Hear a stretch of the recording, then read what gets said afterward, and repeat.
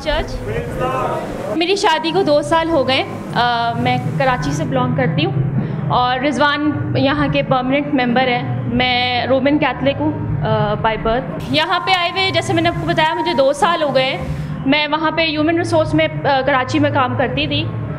जब से मैं यहाँ आई, ऑन एंड ऑफ कुछ अपॉर्चुनिटीज़ तो मिली, बट ड्यू टू डिस्टेंस, कभी कुछ और प्रॉब्लम या कुछ, मैं नहीं कर पाई जॉब। और शायद खुदा ने मुझे अपॉर्चुनिटीज़ दी और मैंने उनकी कदर नहीं की। तो काफ़ी टाइम उसके बाद मैं I was after job, but job was running away from me.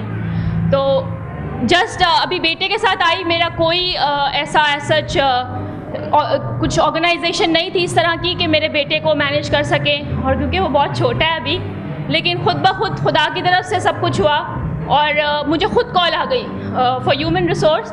मैं एग्जीक्यूटिव के लिए ट्राई कर रही थी और मुझे मैनेजर की पोजीशन मिल गई। इधर आपके लिए दुआ हुई थी कि खुदा मेरी बेटी को अच्छी जॉब देना। जी बिल्कुल। तो खुदा ने आपको मैनेजर की पोस्ट दे दी।